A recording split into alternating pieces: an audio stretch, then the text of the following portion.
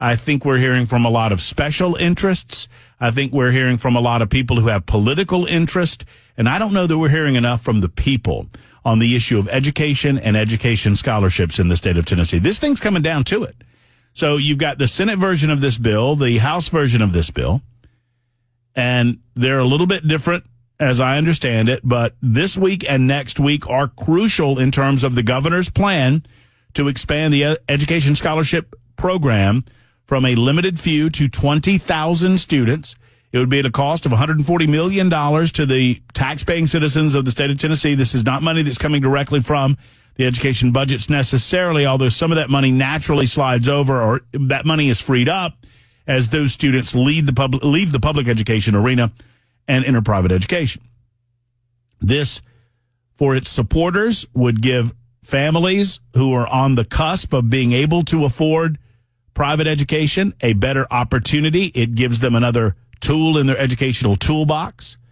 Some are saying, how dare you use public money for what should go to public schools? Look, I have made my argument. I am in support of anything that gives parents a better ability to break the back of the monopoly of public education. The only thing that's going to save public education is breaking the monopoly. And sadly, even with private education existing, many families cannot take advantage of it because they essentially have to double pay. They already pay tax money to send their kids to public schools, and on top of that, you have to pay money to send your kids to private schools. Some families can manage that, not enough to become a competitive force in the marketplace, a fairly competitive force in the marketplace. So I'm very curious what you think about it. What I want to do, if you are up, if you're aware on where you are on the Education Scholarship Fund, let us know. 615-737-9986. 615-737-9986. You can call in. Here's my plan. I'm not going to argue with anybody. If you have any questions for me about the issue, as much as I can answer it, I will answer it. I think I'm as up as most, probably more than most, on this issue. So I can answer any questions that you might have. And if I can't answer them, I certainly know people that can. But more than that, I want to give you an opportunity to speak on this. I hear a lot of special interest talking about it. I hear a lot of people on this side or that. I have a lot of friends on this side or that. I want to know where you are. I will not argue. I will simply give you an opportunity for 30 seconds or so to make your case as to why you think this is a good idea and you're for it, or a bad idea and against it. And I promise you this, the people in this state that matter with regard to getting this passed, the people over there on Capitol Hill, those that have been elected to represent you, they're listening to this radio show. I promise you that. Folks in the governor's office are listening to this radio show. Vested interests in this matter are listening to you. They don't listen for me. I'm just a blabbermouth. They listen for you. And I want to know what you think about it. For some reason, the voice of the people has been overwhelmed with the voice of the special interest. I can't imagine why. Can't imagine that it has anything to do with money. Now, I'm not against the special interest. Don't get me wrong. The special interest serve a need too. But I'm more curious to hear from you. So what we'll do, you call in, no argument from me. Whatever your position might be on the matter, I want to know where you are on it. I don't know. Do enough people even understand it? Have we explained it to the people in a way where they have formed a cogent opinion on it? Do people even care? I'm beginning to wonder how much people actually care about it. I know that the interested parties do. Do the average Tennesseans? Do they give a rip? Well, that's what I want to know. 615-737-9986. I promised Corbett and Daryl I'll get to you while we load up the other phone lines with regard to that issue. Corbett is calling in on the issue of abortion and adoption. Hey, Corbett, how are you? I'm doing great, man. How are you doing? I'm doing well. Thank you for calling in. I'm concerned with the abortion, or actually the adoption. The numbers aren't necessarily that correct, and I'm just going to base this off of my church. I go to church in Chickamauga, Georgia, and we have probably, 10 sets of grandparents that have had to adopt their grandchildren. So, like, the numbers that we see aren't even that accurate, and whether they've adopted them or just took custody of them because unfortunately, their children are lost in drugs and all of that type of stuff, it makes it harder for us to help out in the foster care when our own kids aren't taking care of their own kids. It just seems like it's it's a cycle that keeps continuing and gets even worse in today's society. Well, I mean, you're talking to somebody that was raised by his grandparents, right? So Right. I can understand it, and it hits close to my heart to know that there are so many grandparents that are taking care of their grandbabies. Sadly, it is true. I'm of two minds, Corbett, and thank you for your call. One mind is simply a thank you to all of those grandparents that are there, willing to take care of their grandbabies. I know in my circumstance, my mother had a malignant brain tumor when I was 5 years old, and my father left home, left his children and his wife when he found out about it. And thank God, I thank God for my grandmother, obviously, and my mom for as best she could. Once she was able, she raised her children. But man, oh man, I'll tell you, I don't know what we would have done without my grandpa. He didn't ask for any of that. He had it thrust upon him that he was to raise 3 grandchildren, starting in his middle 50s. And what a great job he did. And yeah, I don't know where we would have been. So certainly I can understand your frustration with the number of grandparents that we see, and I just thank God that they're there. And I understand that with that familial relationship, obviously they're not going to branch out and necessarily have the ability to do more. I think we can do more on this front. I do. Daryl is the final thought on this, and then we'll get to school choice. Hey, Daryl, how are you? Hey, Matt, how you doing? I'm doing great. Thank you for calling in. Awesome. This is really subject that's really close to my heart. Me and my wife decided 15 years ago to adopt some children. And right now we have 8 children at home. We've adopted 9. Wow. I'm 61 years old. But, okay, Daryl, this is after an hour of trying to encourage people to adopt. This is the point in the show that I ask, "What's wrong with you?" Well, that's what I get from everybody. One of my favorite lines is that when people say, "Are you crazy?" I say, "Yeah, probably are," but everybody's crazy in a way. We're all doing things that we need help to do each and every day. And why not just do something that just blows everybody away? And this is something that children need love. The problem that we have in the world today is the fact that we don't have fathers, we don't have mothers being what they need to be. And then the foster system, plenty of children out there to adopt each and every day. And it's been a blessing in me and my wife's life. Right now we have a 5, 6, 12, 13, 14, 15, 16, 17, a 23, and a 33, and a 34. Wow. And it's been one of the biggest blessings in my life.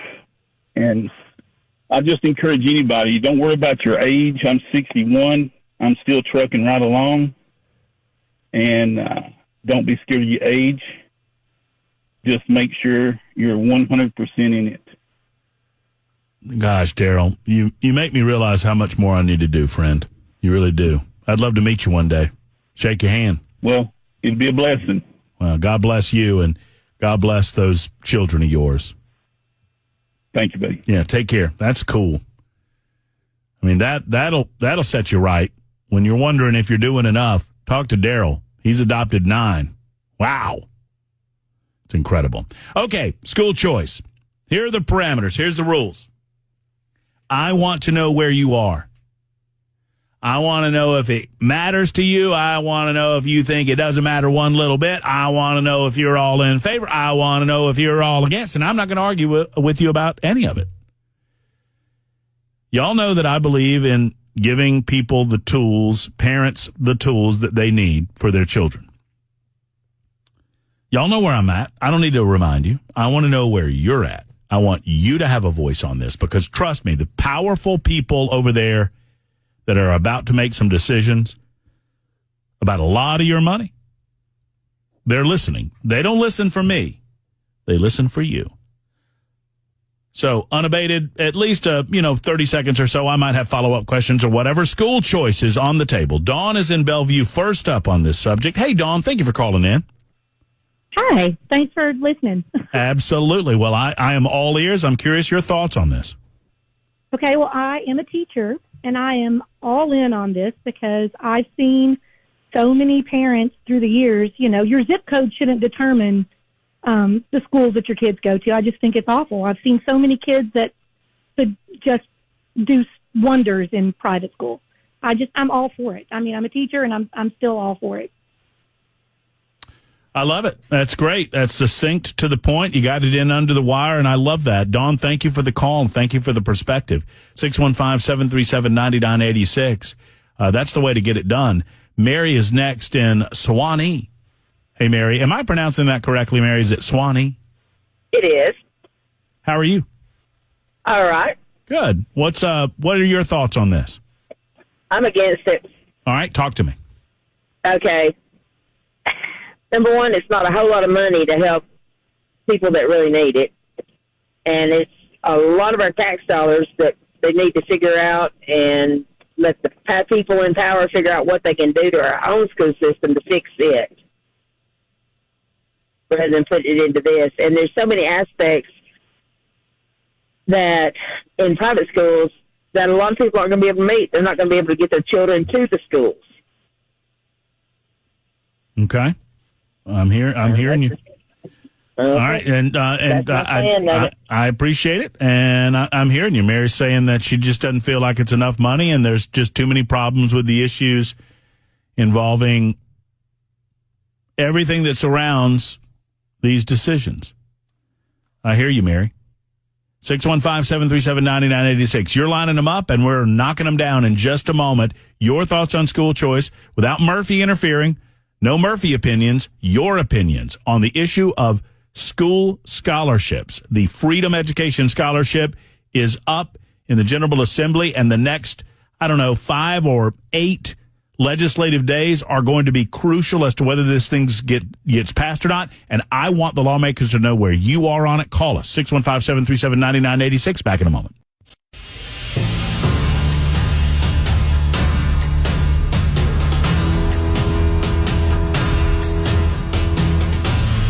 .126 Super Talk 99.7 WTN. Matt Murphy gets out of the way and allows you to opine, and I have lawmakers communicating with me. I've got lawmakers texting me, Bell, telling me I'm listening, I'm hearing what the people are saying on the issue of the Freedom Scholarship Fund. Which ones?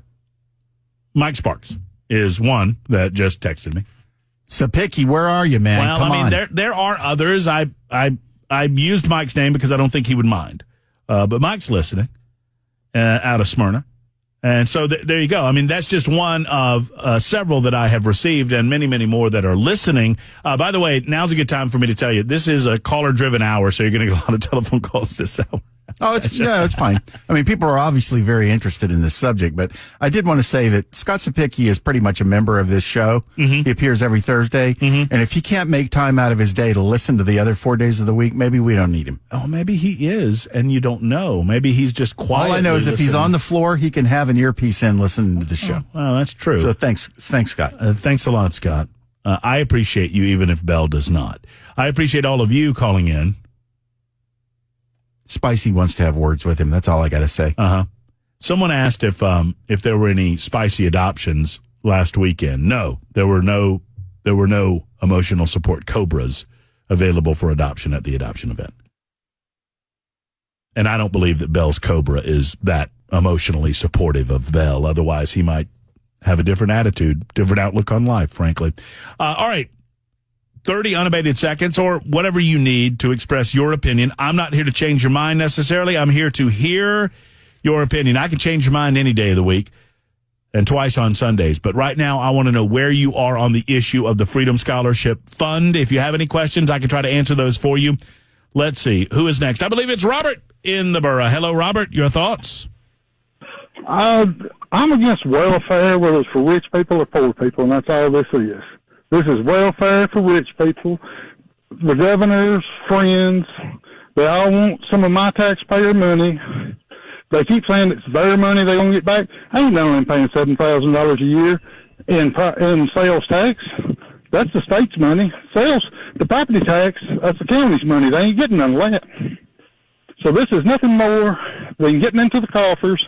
It's $140 million today. It'll be $700 million in 3 years. We'll have a state income tax if this gets passed, because that's all this is just a boondoggle, and it's going to run our taxes up. Phil Valentine and Steve Gill would be appalled if they stopped the state income tax once, and 99.7 is trying to help pass one this time. Robert, I offer you an opportunity to speak unabated, but you choose to take that opportunity to attack the radio station that I work at, and I'm sorry for that.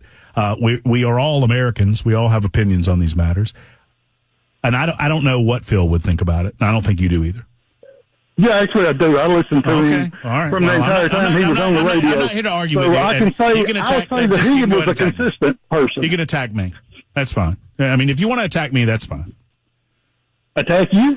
You told me last time we talked that you wasn't for this, and then you turn that around this time and say, yeah, I really am for this. What? Because you were for it all along. We've done talked about this once, me and you. Robert, I just wanted to offer you an opportunity to share your opinion. You took some of that, and I appreciate you calling in. I appreciate you listening. You don't have to attack me to share your opinion. I didn't attack you. People consider themselves attacked when they were called out on the carpet for lying. No. I am for freedom. I mean, we can debate it. We can debate it if you want to debate it. That's fine. I don't believe that you have any idea where Phil would be on this issue, because I don't know that it ever came up. That was my only point.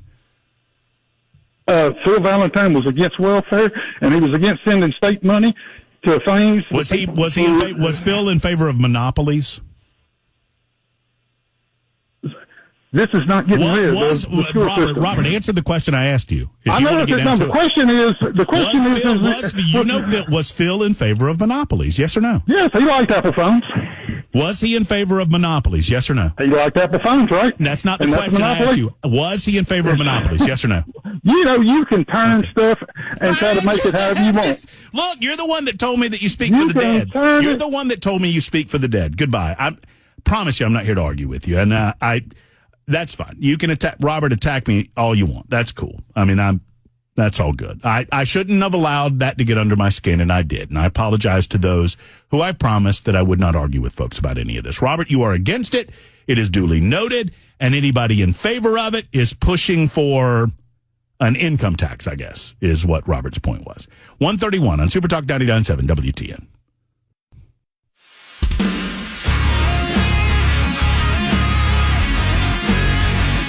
Super Talk 99.7 WTN, Matt Murphy and you. Unabated opportunity to offer your opinion, except I failed in the last caller. Robert, I still love you. I know you're still listening. I appreciate you, buddy. I know you're angry at me for some reason. By the way, just to reset the record, Bell, you can confirm this, and Bell would not lie just because he gets paid to. Actually, that's not true. I absolutely would. I'm on the record as I'm against public education, right? Yeah. I'm on the record. Yes. That if I had my way, I do not believe that it is the public's responsibility to educate your child. I just don't. So that's a factor you have to consider when you choose to have a child. Right. And you should consider it when you choose to have a child. So, Robert, I guess if we walk this back to its genesis, then, then we shouldn't have public education at all. And I don't know what Phil would feel about that, and I don't pretend that I would. You can figure out for yourself whether you think Phil would feel certain ways about certain things. He liked Apple phones, after all. 615-737. Those are the only phones that exist, by the way. So right, because that's a monopoly. Yeah, I mean, I get it, but his point was stupid. Anyway, no offense taken, Robert, that you were making a stupid point. No offense. 615-737-9986. I'll try to make good on my problem. I'm doing good. I'm doing good. Better than usual. I'm doing good. I got through like 4 calls before I argued with somebody. Is that good? Look, if you're against it, you're against it. That's cool. We've got, according to my math, I got like 3 against and 1 for so far. Anna's in Brentwood. Anna, I promised I'd argue with you. How are you? Oh, hey, I'm fine. Good. I'm fine. Good. Well, I wanted to hit one spot, but then I can definitely help you with opinions on the school thing. I adopted children at 50 as a single woman, and it will keep you young. You start to live with this 30 group, and you stay young. You got little kids, and you just stay young. And I will tell you that I live in one of the premier school districts of the state of Tennessee, and my children had learning differences, and I'll just tell you the short story. I had to do private schools, and $7,000 is a drip in the bucket. It's bullshit. We had to buy a computer when they decided to use computers. It's a drop in the bucket. $7,000 is nothing. 20 years ago, $10,000 was the basis of the school, and then you pay $2,500 each class your child needed help. 25. Wait, did you say 2,500? $2,500 per class. Wow. I still wear the chain, the key chain they get, holder. And somebody said, "What is that?" And I said, "It's my $90,000 keychain." I could have bought a sports car. I could have had I loved my kid, and I know if you can't get them through high school, they aren't going to do anything. So this school was very excellent at, I could tell you that a person from the county where I lived, we kept having meetings at the school, and finally the head person was sitting right beside me, and she said, "Well, Miss blah, blah, blah, have you told your child, I won't say which sex, have you told your child they have a learning learning disability?" And I stepped there a moment. Child was in 3rd grade, and I said, "No, I haven't told her exactly like that, but I bet you're making that really clear over here at school." Wow. The atmosphere was awesome. Anna, I'm sorry to suspend it, but I'm trying to get to as many as I can. Do I mark you down as for or against this scholarship program? It's not enough money. It's bull. Okay. It won't do anything. All right, so you're a no. Okay. All right. Well, I'm call me back and we can continue to have the conversation. I'm sorry to rush you, but I'm trying to limit it to roughly 30 seconds or so of unabated conversation about this matter. I want to get the pulse of the people. It's why I say that if you are a member of the public, if you are a person of concerned about this issue, if you have an opinion one way or the other, give us a call at 615-737-9986 and we'll get you on air. The only caveat is if I sniff a stiff, I hang up on you. What is a stiff? That is a seminar caller. That is someone that has a vested interest in this in some form or fashion, part of the political class, whatever. I just want the average folks calling in, the people that this may or may not affect calling in, giving us their opinion. Don is next in the borough. Don, your thoughts? Hey, Don. D-O-N. Matt. Hey, Don. No, this is John. Oh, John, I'm sorry for that. How are you? Good, brother. How are you? I'm doing well. So I don't have any kids in school right now, but I got custody of my son when he was 11. I took him out of public schools his freshman year and homeschooled him. Had him work side jobs during the summertime to learn a trade. If they want to take and help with the $7,000, then offer parents like they get a child tax credit, when you have multiple children, if you don't make so much money, give them an educational tax credit and allow them to homeschool their children. My son is 23 years old. Matt, last year, he made almost $80,000.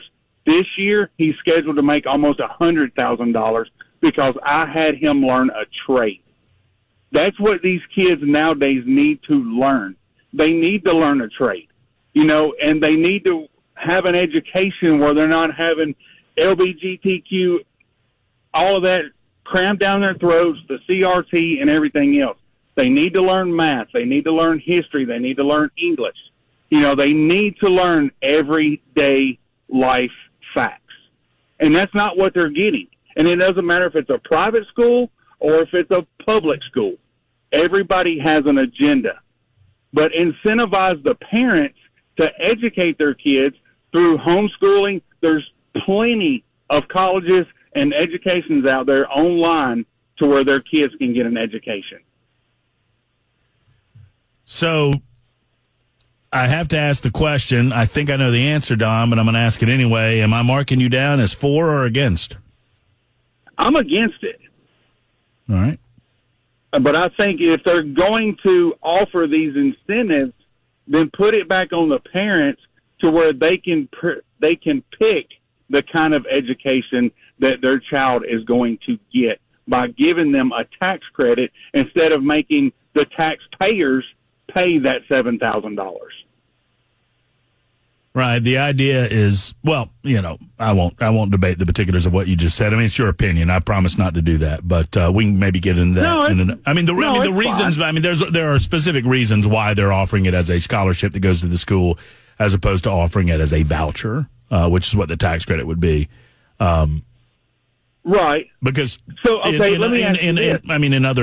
in other states where they offer it as a voucher or credit, they have found that people apply for the credit, take the credit, and just send their kids to public school anyway.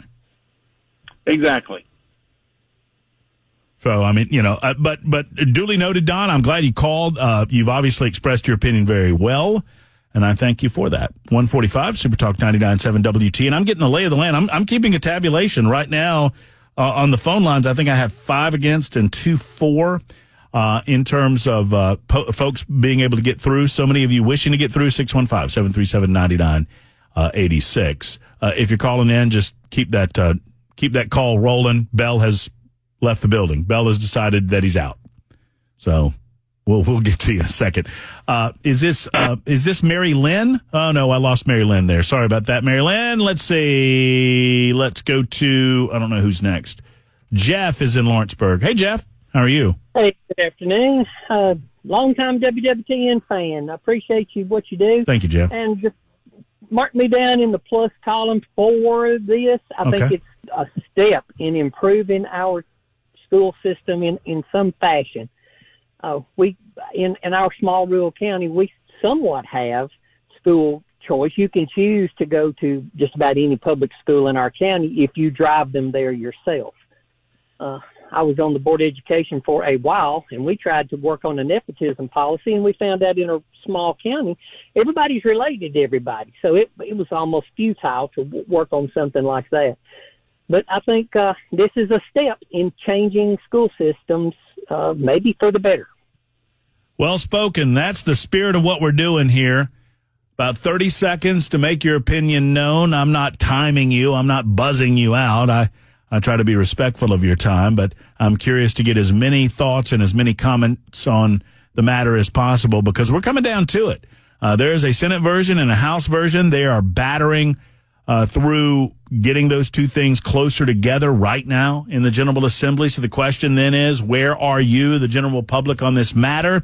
615-737-9986. John is next out of Columbia. John, thank you for your call. Good afternoon, sir. Good afternoon, Matt. I'm for it. I think that every parent should have the right to have their kids' education how and where they want it. And I don't feel that people should be forced to sending their kids into the current indoctrination centers we have. Very good. Succinct. Tools for the toolbox. I like it, John. Thank you for the call. We'll go to Larry next in Dixon. Hello, Larry. You're on the radio. How are you, sir? Hello. Good. How you doing? I'm doing well. I'm with John. I'm with John. We need to get them out of the schools, give parents a choice, and it'll just automatically shut the bad ones down because everybody will leave them. Shake it up a little bit. That's right. Yes, sir. I like that. Larry, Larry, just a side question while we have 10 seconds left. You live out there in Dixon? Yeah. Man, it's God's country out there. I love it out there. Yep. Well, you be blessed. I'll holler at you when I get that way, okay? All right. I'll yell out my car window, Larry! Larry will say, Murph! And then I'll keep on trucking. Eric is next in Livingston. Hello, Eric. How are you? Hi, it's me, Terry. Oh, I'm sorry. What was the name? It's Terry. Terry. I apologize. Terry, how are you, Terry? Yeah, I'm doing well today. I just wanted to call in and say I'm all for it. I have a daughter with a genetic disorder called trisomy 9, and she does have a learning disability. We are looking into private education for her. Will the $7,000 cover it? No, but it will make it possible for us to get her into a private education where she has a better chance than she ever will in public school. Well, that's well spoken.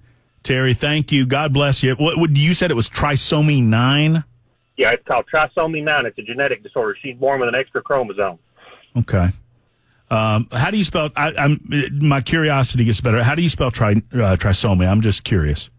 If I could write it down, I could. Well, send it to me. Maybe text it to me or something like that. I didn't mean to put you on the spot there, but God bless you and God bless your family, and I appreciate the thoughts on all of this. No, there are certain needs from a special education standpoint that the public school system simply is not prepared to meet. It is a homogenized version of education, sadly, even in the best of circumstances. 149. All right, we'll clear as many of these as we possibly can coming up in just a moment. Get you the tabulations as we spend an hour getting your thoughts, unfettered, or at least as much as I possibly can, by opinion from me, on what is best and what is next for education in the state of Tennessee. It's 150 on Super Talk 99.7 WTN.